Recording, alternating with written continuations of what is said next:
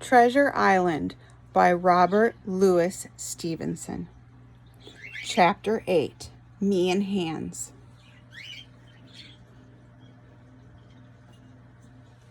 I did wake up, though. I woke up with the sun on my face. I looked around. I thought I would be in the middle of the ocean, but I could still see Treasure Island. My raft had been making circles around the island all night long. The waves pushed me out to sea. Then the waves pushed me back in toward the shore. Then I saw it. The Hispaniola was coming right at me. Then it stopped, turned, and went away from me. Then it came back at me again. At first, I thought that Hans was drunk again. But even as drunk sailors could sail better than that, I decided that no one was sailing the Hispaniola. If I could get on the Hispaniola and sail her, I said, then I could save my friends. The pirates would be left on the island. I paddled toward the Hispaniola. She moved away from me. I stopped. Then the Hispaniola stopped. Then she came right at me again. I didn't have time to get out of her way. This time the Hispaniola smashed right into my raft. This time the Hispaniola smashed right into my raft. I jumped and grabbed onto the side of the ship. She smashed right into my raft in little pieces. My raft was gone, and I was on the Hispaniola.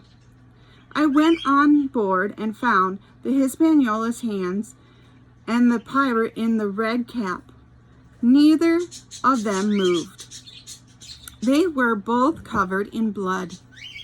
Their faces were white. Both dead, I said. It looked like they had killed each other in their fight. Suddenly, Hans groaned. You're not dead, Mr. Hans, I said. His leg was bleeding badly. Hans groaned again. Jim Hawkins, he said, what are you doing here? Call me Captain, I said. I'm sailing this ship now, and you will do what I say. I need more rum, said Hans. Bring me rum and I'll do what you say. Hans smiled an evil smile. Captain Jim, sir. First, I said, I'm taking down your flag and putting up our flag. I pulled down the black pirate flag with its skull and crossbones. I found Captain Smollett's flag for Great Britain and put it up. I yelled to Hans, down with your Jolly Roger pirate flag and up with the Union Jack flag of Great Britain. I went below the deck to find the rum for Hans and food and water for myself. But I did not trust Hans. I snuck up another ladder and looked at him. Hans had gotten up and found a long, sharp knife. He hid the knife in his shirt. Then he sat back down. So he wants to kill me, I said. Is that it? Below the deck, the poor Hispaniola was a mess. The pirates had torn her apart, looking for the rum and the treasure map. I found a bottle that still had a little rum in it. I found bread, cheese, and fresh water.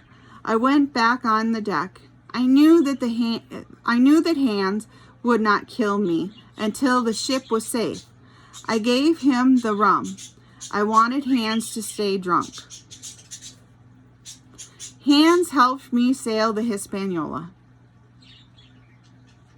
Hans helped me sail the Hispaniola. I held the wheel and did just what he said. I steered the big ship right around the north end of the island.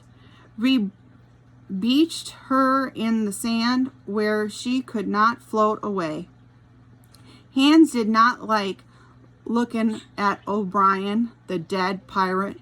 Hans asked me to throw O'Brien's body into the water. I said no. I was so happy with my sailing that I forgot about Hans. He ran at me with his knife. I saw him the last second and ducked. His knife swung over my head. I stepped back and pulled a pistol from my belt. I pointed it at Hans and pulled the trigger. Click! The gun did not fire. It was wet with seawater, and Hans chased me again. I looked around. My only choice was to climb the rope ladder. I climbed quickly. Hans was climbing too. I reloaded each of my pistols. Then I aimed both guns at Hans. Hans reached his arm back and threw his knife at me. I laughed. If you take one more step, Hans, I said, I'll blow your brains out. Hans put his arms up. I thought he was giving up. Hans reached his arm back and threw his knife at me. Both my guns went off. The knife stabbed me through the shoulder and pinned me to the mast. Both of my guns flew to the water far below, but so did Hans. I had killed him. The knife had cut me just a little. It had pinned my shirt and jacket to the mast. I pulled away from the knife. I waded to shore. I was excited to tell my friends what I had done. It was dark, but in the moonlight I could find my way. At last I found the fort. This is a reminder. Zoom meeting. I snuck up to it and went inside. Everyone was asleep. I just lay down and surprised them in the morning, I thought. In the darkness, I kicked against something soft. A loud voice called out. It was the voice of danger. That's the end of chapter 8.